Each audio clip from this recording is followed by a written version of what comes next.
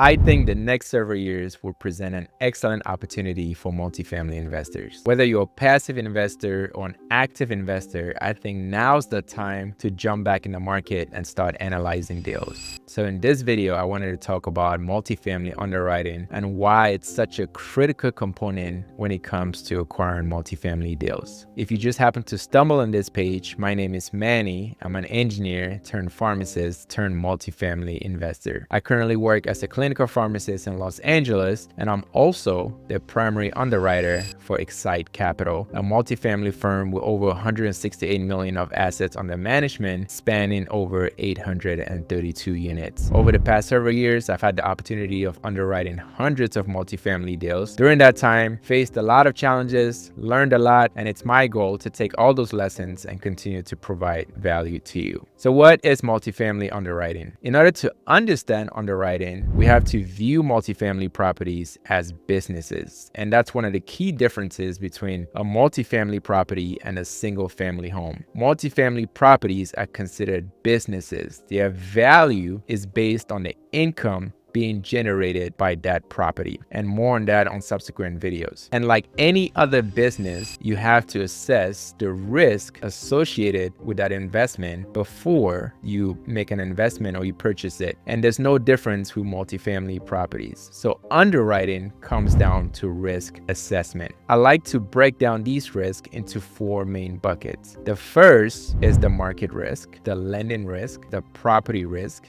and the fourth is the future market outlook. First, let's talk about the market risk. Whenever you're looking at purchasing a multifamily property, you want to assess the market. So you want to do your due diligence to look at that local market. Is the population growing? Are there jobs in that area? Is it a landlord-friendly or tenant-friendly area? Because that can potentially impact your property or your investment in a positive or a negative way. Next, you want to look at the lending risk. So one of the benefits that us multifamily investors enjoy is that we can leverage the bank to purchase this high value apartment buildings. But the type of loan or the type of debt you put on that property, whether it's a fixed rate loan or floating rate loan, a bridge loan, short-term loan, or long-term loan, any one of that strategy can either help your investment or negatively impact your investment. So you want to assess the lending risk associated with that particular investment. Next, we have the property risk. As an underwriter, this is probably where you spend a majority of your time as you look into these properties, because with the property risk, you have to assess the financials of the property. Whenever you receive a property to underwrite, you will receive two main documents from the broker.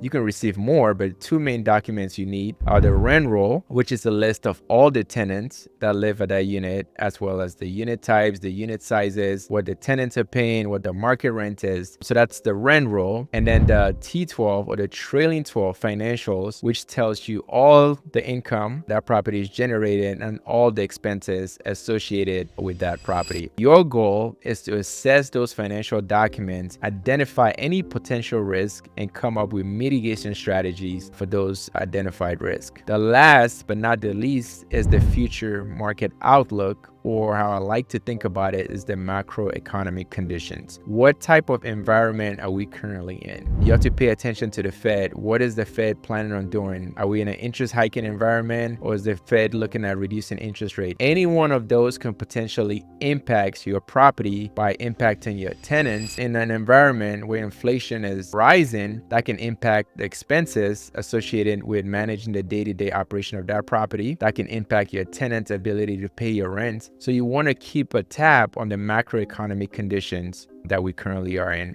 So the four main risks that I like to pay attention to, again, we can do a separate video on each one of this, but as an overview, it's the market risk, the lending risk, the property risk, and the future market outlook. And it's important to note that underwriting is not limited to investors alone. The lender is also going to underwrite the deal. Your insurance brokers are going to underwrite the deal. If there are any appraisers looking at that property, they're also going to underwrite the deal, because each one of these parties are trying to assess the risk and how that can potentially impact their investment. And when I'm thinking about underwriting, I like to use a top-down approach. So you want to start with the location, screen out the deals that do not meet your criteria and zero in on the actual property itself. So look at the location first to assess the population, assess the job growth, assess if it's a tenant friendly or landlord friendly.